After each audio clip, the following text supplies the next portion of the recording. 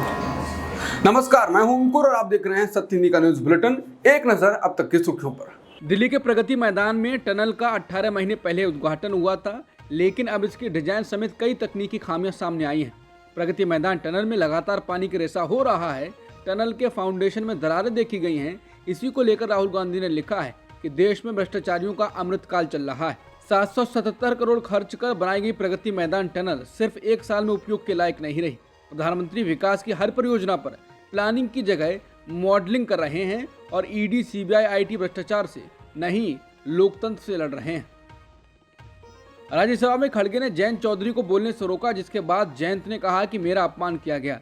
जयंत ने कहा कि मोदी सरकार ने किसानों का सम्मान किया है, सम्मान पर राजनीति करना ठीक नहीं। उन्होंने कहा कि चौधरी चरण सिंह सिर्फ एक पार्टी के नहीं है। जयंत ने इसके साथ ही कहा कि पीएम मोदी में चौधरी चरण सिंह की झलक है। बता दें, जयंत चौधरी ने कल भी पीएम मोदी की जमकर तारीफ की थी और साथ ही जब उनसे सवाल पूछा गया कि क्या वो बीजेपी के साथ जा रहे हैं तो उन्होंने कहा था, आज मैं किस मुंह से मना करूं। जयंत चौधरी आज संसद में बोले कि पीएम मोदी में चौधरी चरण सिंह की झलक दिखती है। इसको रीट्वीट कर कांग्रेस नेता पवन खेड़ा ने लिखा है कि महिला पहलवानों के साथ हुए अन्याय को बड़े चौधरी साहब कतई बर्दाश्त नहीं करते। वहीं ट्विटर पर कुछ अन्य लोग पहलवान साक्षी मलिक का कुश्ती छोड़ते हुए और किसान आंदोलन को फोटो ट्वीट कर जयंत चौधरी की बात लिख रहे हैं कि मोदी सरकार गांवों और महिलाओं के लिए बेहतरीन काम कर रही है। मैं उनमें चरण सिंह की छाया देखता हूं, यानी जयंत चौधरी पर तंज कसा जा रहा है। जयंत चौधरी के पारा बदलने के कयासों और भारत रत्न को लेकर सोशल मीडिया पर काफी रिएक्शन हो रहे हैं। पत्रकार रणविजय सिंह ने किसान आंदोलन के दौरान एक तस्वीर साझा की है जिसमें एक जवान किसान को डंडे से मार रहा है। इसके साथ ही पत्रकार ने लिखा है कि जयंत चौधरी ने आज संसद में कहा कि मोदी सरकार की कार्यशैली में चौधरी चरण सिंह के विचारों की झलक है। कई लोग जयंत चौधरी का एक पुराना बयान शेयर कर रहे हैं। इस बयान में वो कहते हुए सुने जा सकते हैं, मैं कोई चवन्नी हूँ जो ऐसे करके पलट जाऊंगा। लेखक अशोक कुमार पांडे ने लिखा है कि जयंत चौधरी और उनके सेक्युलर सिपाहियों का दिल जीता जा चुका है। दिल को डील भी पढ़ सकते हैं। घोषणा की औपचारिकता 2-3 दिन में पूरी कर ली जाएगी। उत्तर प्रदेश में इंडिया ब्लॉक को एक और झटका लगा है। राष्ट्रीय लोक दल के एनडीए के साथ जाना तय है। वहीं सपा नेता रामगोपाल यादव से जब पूछा गया कि जयंत के जाने पर क्या आपको झटका लगा है, इसके जवाब में उन्होंने कहा, ना हमें धक्का लगा है ना लगेगा। इससे पहले उन्होंने कल कहा था, कोई फर्क नहीं पड़ता कि कौन जा रहा है, जनता बड़ी है। चुनाव के समय कोई आता और कोई जाता है तो उससे कोई फर्क नहीं पड़ता है। अभय कुमार दुबे लिखते हैं कि मोदी और उनके सलाहकार संभवतः इस मान्यता पर पहुंच गए हैं कि चुनाव जीतने के लिए उन्हें जितने तरह का रणनीतिक प्रबंधन करना था वो सफलतापूर्वक किया जा चुका है या जल्द ही कामयाबी से कर लिया जाएगा। जितनी कमजोर कड़ियां थीं उनकी मरम्मत कर ली गई है।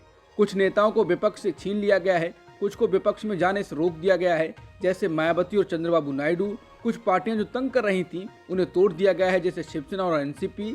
इसके साथ ही वो लिखते हैं कि पहले कभी सोचा भी नहीं गया था कि भारत रत्न का सर्वोच्च पुरस्कार भी अल्पकालीन और दीर्घकालीन राजनीति के दोहरे लक्ष्यों की पूर्ति का औजार बन सकता है।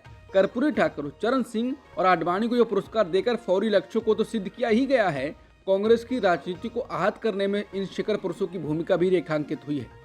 वो कहते हैं कि जब इतना बढ़िया और प्रभावी राजनीतिक प्रबंधन हो चुका है तो ब्याज की दर घटाने और उसके परिणाम स्वरूप लोगों की ईएमआई कम करने की कोई तुक नहीं है। इसलिए रिजर्व बैंक के गवर्नर शक्तिकांत दास ने मौद्रिक नीति का रवैया वही रखा है जो पिछले कुछ सालों से बरकरार था। उत्तराखंड के हिंसाग्रस्त हल्द्वानी शहर के बाहरी इलाकों से कर्फ्यू हटा लिया गया है, लेकिन बनभूलपुरा क्षेत्र में ये लागू रहेगा, जहां एक अवैध मदरसे को तोड़े जाने को लेकर भीड़ ने आगजनी और तोड़फोड़ की थी। पुलिस ने कहा कि अराजक तत्वों को ढूंढा जा रहा है और उनकी गिरफ्तारियां होगी। अधिकारी ने बताया कि इस हिंसा को लेकर 3 एफआईआर दर्ज की गई हैं, जिसमें 16 लोगों को नामजद किया गया है और 5 की गिरफ्तारी हो चुकी है। सीसीटीवी फुटेज की मदद से आरोपियों की पहचान की जा रही है।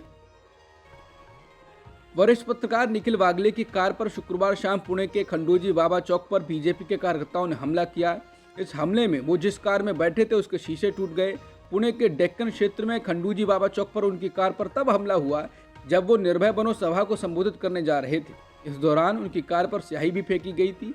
हमला किए जाने के बाद विपक्षी दलों ने महाराष्ट्र सरकार की तीखी आलोचना की है। वागले ने आडवाणी को भारत रत्न दिए जाने को लेकर पीएम मोदी पर टिप्पणी की थी। इससे भाजपा कार्यकर्ता और हिंदू संगठन निखिल वागले से नाराज हैं। उसी का विरोध करने के लिए उन्होंने इस हरकत को अंजाम दिया। निखिल बागले की कार पर हमला किए जाने के बाद विपक्ष ने महाराष्ट्र में बीजेपी सरकार की निंदा की है। एनसीपी शरद चंद्र पवार ने घटना की निंदा की और बीजेपी से पूछा कि उन्हें दंगा करने का लाइसेंस किसने दिया है। सुप्रिया सुले ने एक्स पर पोस्ट करते हुए लिखा है, वरिष्ठ पत्रकार निखिल बागले पर बीजेपी के कार्यकर्ताओं ने हमला किया और पत्थर भी मारे। इस वजह से वहां से गुजर रही कुछ लड़कियों के भी चोट आई है। जब ये घटना हो रही थी तब पुलिस वहां खड़े होकर देख रही थी। क्या किसी ने पुलिस को आदेश दिया था कि वो किसी तरह का एक्शन ना ले? बीजेपी को इस तरह से हमला करने का लाइसेंस किसने दिया? इस देश में विचारों का मुकाबला विचारों से करने की एक लंबी परंपरा रही है। मैं इस घटना की कड़ी निंदा करती हूँ। वहीं शिवसेना उद्धव बालासाहेब ठाकरे सांसद संजय राउत ने आरोप लगाया कि महाविकास अघाड़ी की कई महिला कार्यकर्ताओं को भाजपा के गुंडों ने पीटा और उन पर अंडे, पत्थर और ईंटें फेंकी गईं, जबकि पुणे पुलिस दर्शक बनी रही। उन्होंने कहा कि पुणे में भाजपा द्वारा लोकतंत्र की हत्या करने का बेशर्म प्रयास किया गया। आपको शर्म आनी चाहिए। देवेंद्र फडणवीस, आप अपने कैडर को नुकसान पहुंचाने और घायल करने का आदेश दे रहे हैं। महाराष्ट्र की अभागी बेटियां, महाराष्ट्र तुम्हें माफ नहीं करेगा। संसद के बजट सत्र का आज आखिरी दिन है। आज सदन में राम मंदिर पर चर्चा शुरू हो गई। चर्चा के दौरान केंद्र सरकार ने लोकसभा में कहा कि राम घट घट में है, रोम रोम में है। बता दें, इससे पहले बीजेपी ने अपने सभी सांसदों को व्हिप जारी कर सदन में मौजूद रहने के लिए कहा था, क्योंकि शनिवार को सदन में अति महत्वपूर्ण विधायी कार्य चर्चा और पारित कराने के लिए लाए जाएंगे। इसीलिए सभी सांसद सदन में मौजूद रहकर सरकार का समर्थन करें। पाकिस्तान की नेशनल असेंबली की 266 सीटों पर गुरुवार को हुए मतदान के बाद इसके नतीजे आ रहे हैं। अब तक आए नतीजों में इमरान खान की पार्टी पीटीआई समर्थित 91 निर्दलीय उम्मीदवारों ने जीत दर्ज की है, जबकि नवाज शरीफ की पार्टी ने 71 सीटों पर जीत दर्ज की है। वहीं पीपीपी ने 51 सीटों पर जीत दर्ज की है और अन्य उम्मीदवारों ने 29 सीटों पर जीत दर्ज की है। पाकिस्तान चुनाव आयोग की ओर से अभी तक अंतिम नतीजों की घोषणा नहीं की गई है।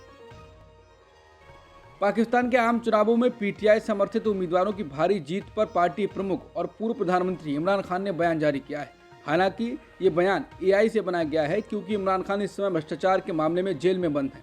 इस संदेश में आडियाला जेल में कैद इमरान खान को ये कहते हुए सुना जा सकता है कि आपने वोट देकर सच्ची आज़ादी की बुनियाद रख दी है। मैं आपको इलेक्शन 2024 जीतने पर मुबारकबाद पेश करता हूँ। उन्होंने कहा कि लंदन प्लान आपके वोट की वजह से फेल हो गया। इमरान खान के संदेश में पूर्व प्रधानमंत्री नवाज शरीफ पर टिप्पणी की गई है और कहा गया है कि उनकी ओर से 30 सीटें पीछे होते हुए भी विक्ट्री स्पीच दी गई। इमरान ने दावा किया कि धांधली शुरू होने से पहले हम नेशनल असेंबली की 150 सीटों पर जीत दर्ज कर रहे थे। पाकिस्तान में किसी भी दल को पूरा बहुमत मिलने की संभावना काफ़ी कम है।